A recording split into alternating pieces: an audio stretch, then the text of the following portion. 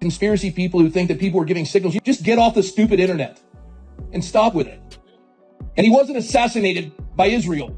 Candace Owens suddenly dropped a question that felt like it could shake the whole TPUSA world to its core. And the moment she said it, people felt the energy shift like something big had just cracked open. Right at the center of what she uncovered was Charlie Kirk's longtime pastor, Rob McCoy, a man many assumed was locked in tight with Charlie for years. But the way Candace described it, the situation was nowhere near as clean or peaceful as folks thought. She claimed McCoy was scrambling behind the scenes, digging for paperwork, trying to piece things together, and even sending her some sharp messages like he was trying to protect himself from something. But the part that truly made viewers freeze wasn't the argument itself. It was the detail about Pastor McCoy letting someone with a criminal past take part in church activities around young people, and nobody could understand how that was allowed to happen. That one detail had the whole internet staring at the screen like, wait, what just happened here?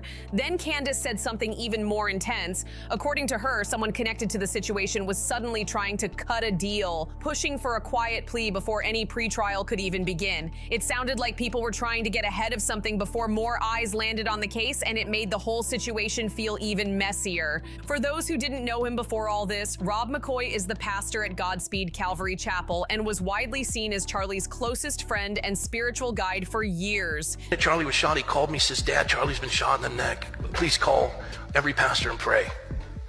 He had blood all over him, and Pastor Rob McCoy also claims that Mikey is covered in blood. They were always presented as a tight duo, the kind of bond people assumed was grounded in trust and loyalty. But now, after everything that has come out, people are asking if that friendship was really as solid as it looked, or if there was way more behind the curtain than anyone ever realized. Because in the days right after Charlie passed, things started unraveling fast around Rob McCoy and his son, Mikey McCoy. The same Mikey who held a powerful role inside TPUSA as chief of staff. And once people noticed those cracks, the questions just wouldn't stop coming. Right before Charlie lost his balance in that viral clip, the online crowd who had been tracking this case from day one spotted something that didn't sit right with them. People kept replaying the footage, and each time they noticed the same strange thing about Mikey's behavior. He didn't run in to help, didn't freeze up, didn't even look shaken. Instead, he slowly walked away with a phone pressed to his ear, and the way he moved made it look like the call was already happening before anything even went down.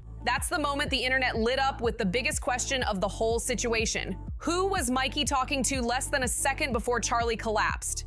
Some people online insisted it must have been Erika Kirk, others were sure it was Pastor Rob, but no matter which version you heard, each person in the story seemed to give a completely different image of what actually went down. And that's what made this whole thing feel so off. Pastor Rob McCoy told the public that Mikey called him at the scene and that Mikey looked completely shaken because he had witnessed everything up close. 6 hours after Charlie died. don't you dare get in the way. The Turning Point USA Wikipedia received a rather interesting update.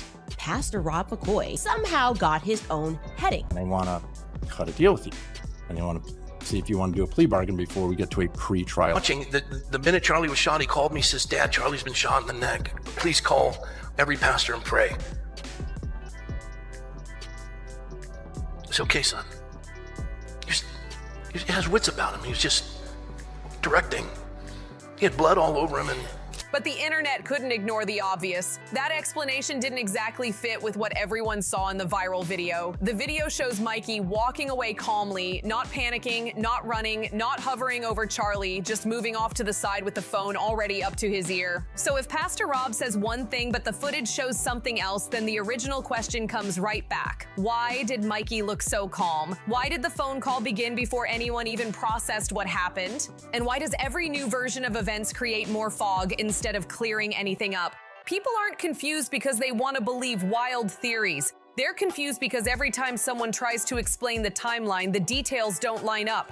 Times don't match, actions don't match, statements don't match. One explanation drops and then a new detail pops up that makes the whole picture messy again. So this isn't about blaming anyone. It's about trying to understand why the people closest to Charlie are all describing different puzzle pieces that don't fit together. And the crazy part, the more each person tries to explain their story, the more mixed up everything becomes. It almost feels like someone trying to fill in blanks on the spot, just hoping the story sounds smooth enough to hold up. For example, Pastor Rob McCoy described Mikey as having marks from being involved in the incident, but the public immediately asked how that was possible because everyone can clearly see that Mikey walked away before Charlie lost his balance and he never came near him afterward. There was no contact, no moment where they were close enough for injuries to make sense. So people were left wondering, wait a minute.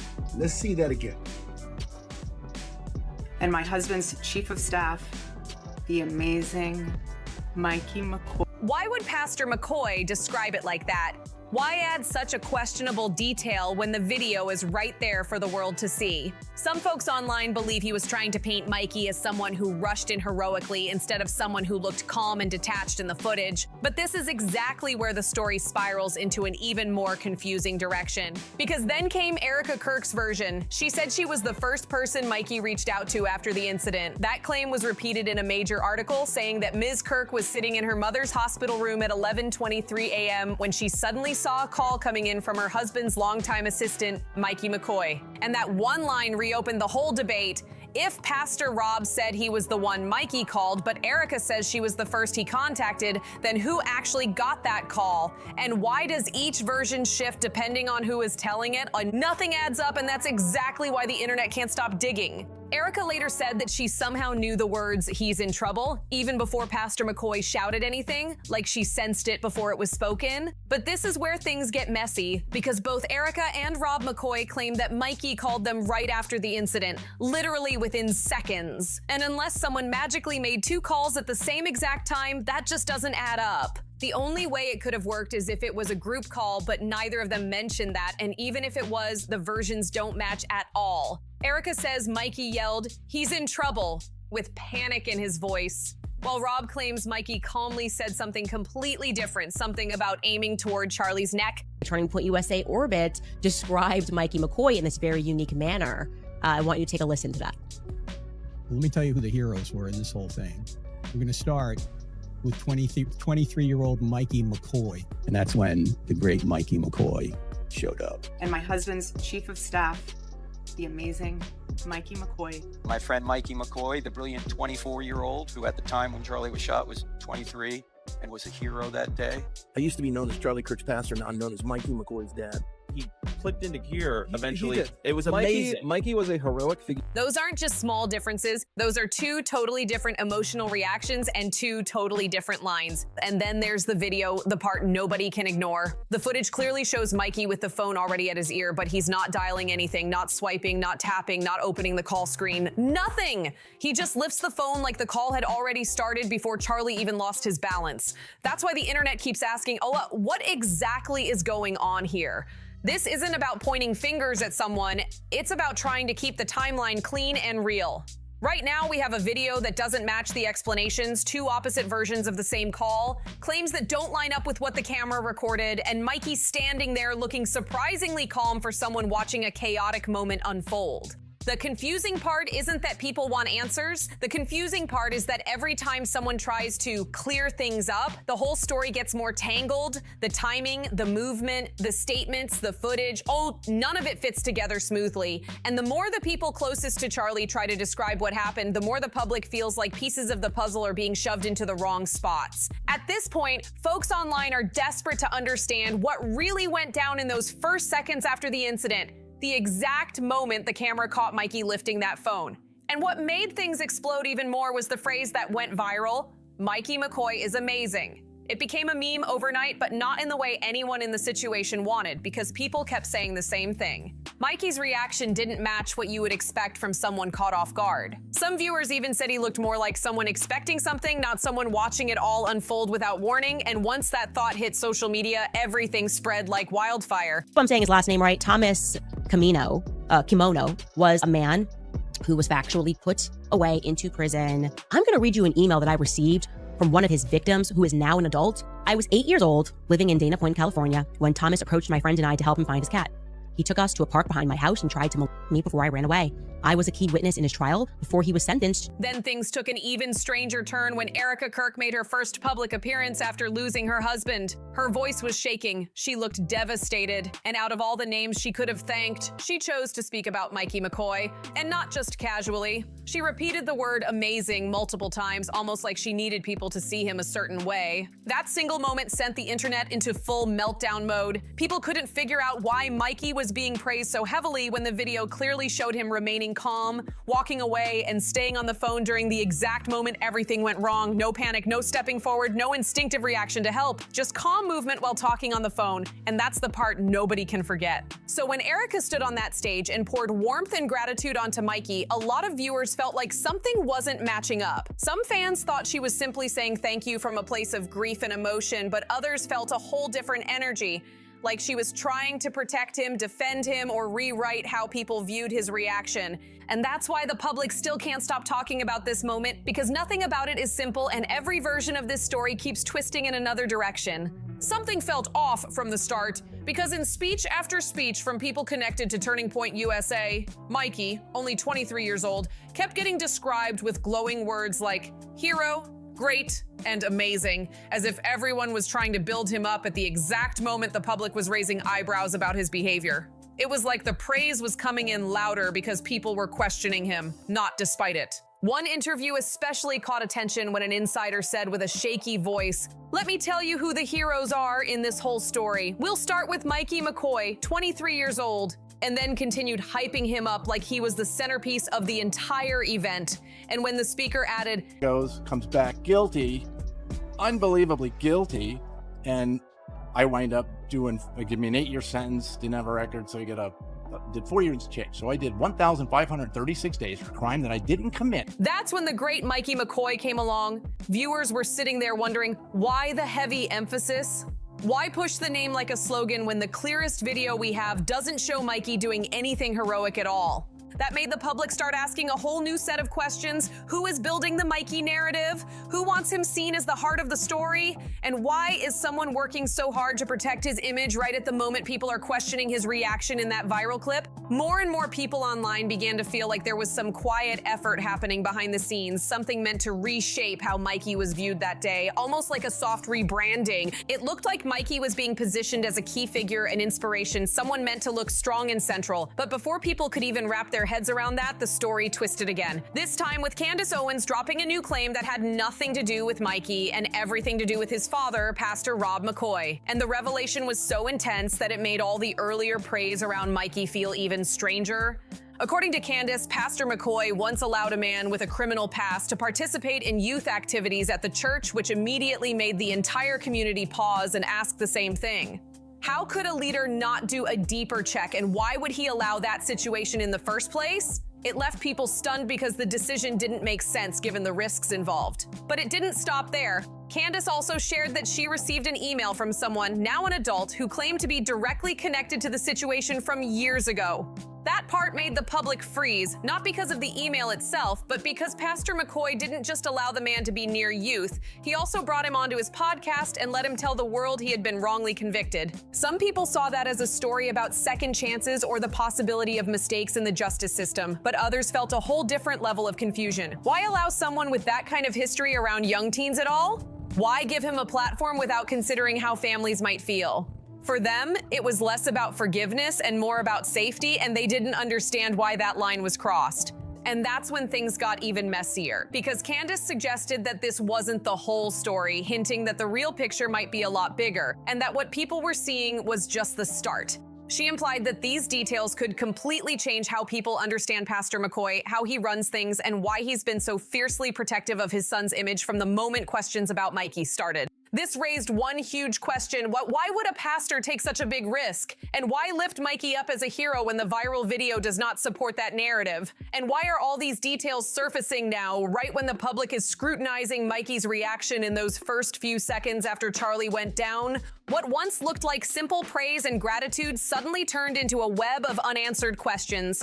Questions about motives, choices, and things the public had never known. The most important detail, though, is that none of this came from rumors. The man Candace talked about was indeed convicted in the past, served his time, and was documented in court records. That part is not speculation, not hearsay. It's a confirmed fact. As soon as these details came out, former members of Pastor Rob McCoy's church started speaking up. Some said the situation had been known for years inside the community and that multiple families had left the church because of it. One person even wrote that they left right after being baptized specifically because of those concerns. People said that when they asked why this individual was allowed to lead small groups and interact with teens, they were simply told it was a mistake and that leadership believed he had changed. But things became even more complicated when people remembered Pastor McCoy's long podcast episode with the man. An episode where the man was given space to say he had been wronged by the system, even though his case had already been legally settled and recorded. That decision alone made many people wonder what Pastor McCoy's reasoning was at the time and why he believed it was the right move.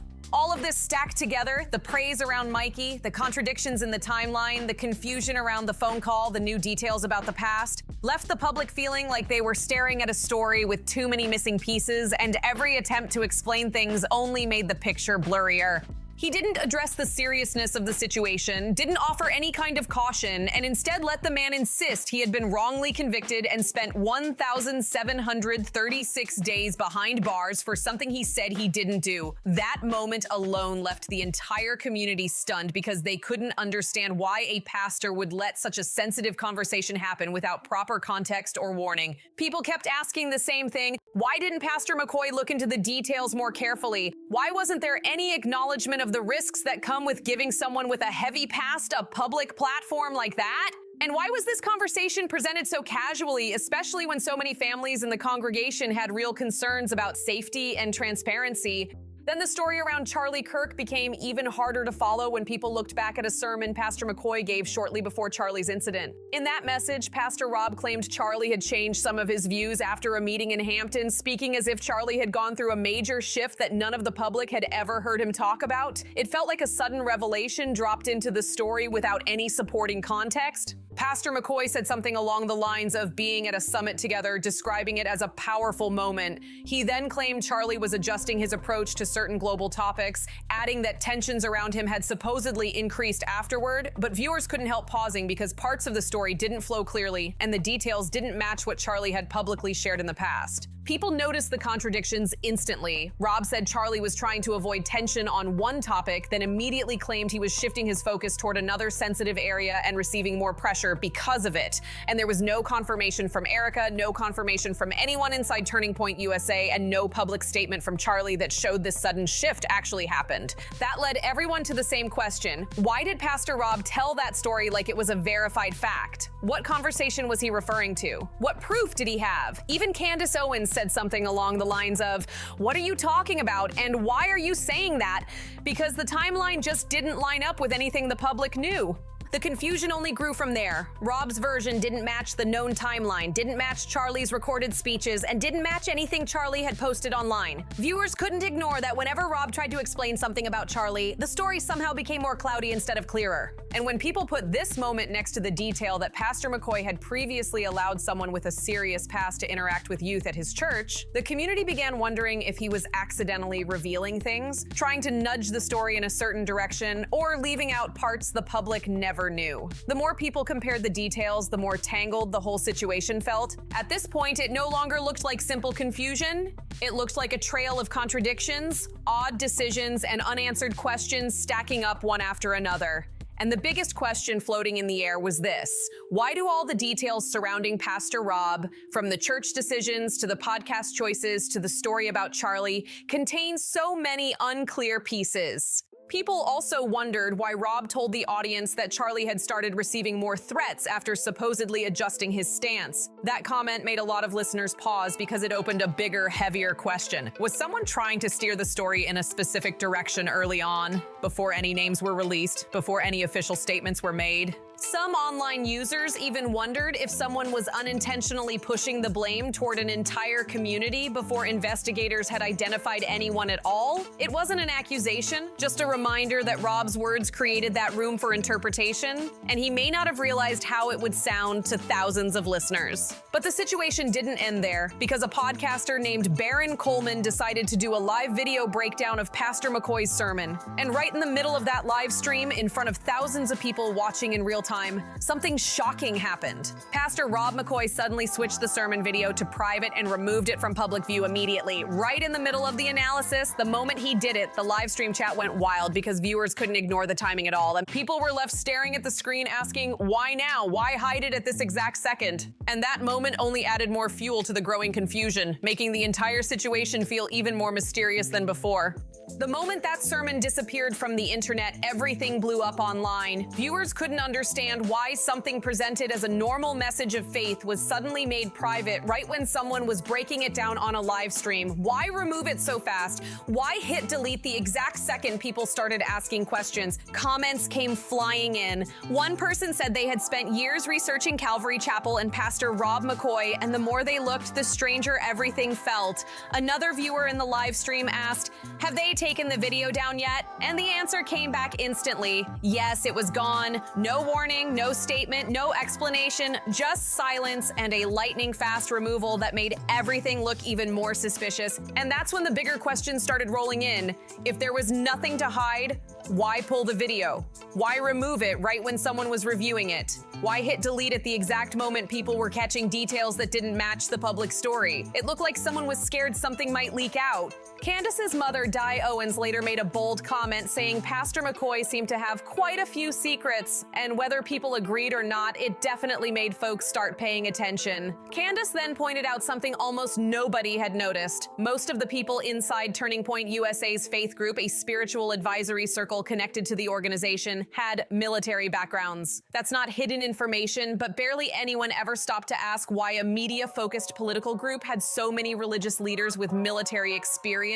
And then came the detail that pushed the conversation into a whole new territory. Pastor Rob McCoy's father was a Navy captain. Not only that, but reports say he served as an assistant chief of staff working in psychological warfare, a field tied to communication strategy, perception shaping, public messaging, and the management of information. That combination made the public stop dead in their tracks. Because once you put those pieces together, a new question appears. Who is Rob McCoy really? And what exact role is he playing in this entire situation? People couldn't ignore the fact that a pastor with that family background was the same person telling everyone not to question, not to think too deeply, not to analyze what happened to Charlie or the things Charlie said before his passing.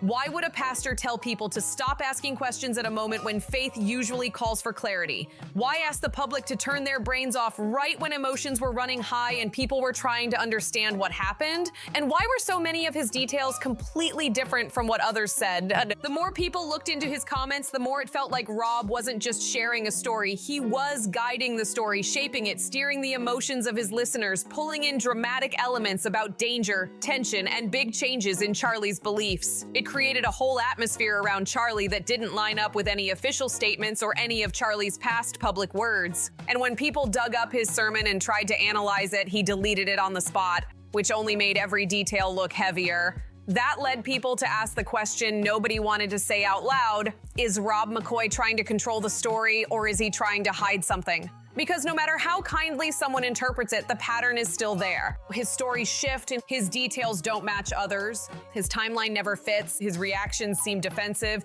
and when his sermon was reviewed, he removed it instantly. That kind of behavior looks like someone who doesn't want eyes on certain parts of the story, and the public noticed it immediately. Even if there's an innocent explanation behind everything, the way it all unfolds makes it hard for the community to relax or trust what they're being told. Every time Rob McCoy appears, the situation somehow gets even more confusing instead of clearer. That's the part no one can ignore. And with so many contradictions floating around, from the congregation details to the podcast guests to the sermon to the behind-the-scenes stories, the public feels like the mysteries keep building up instead of disappearing.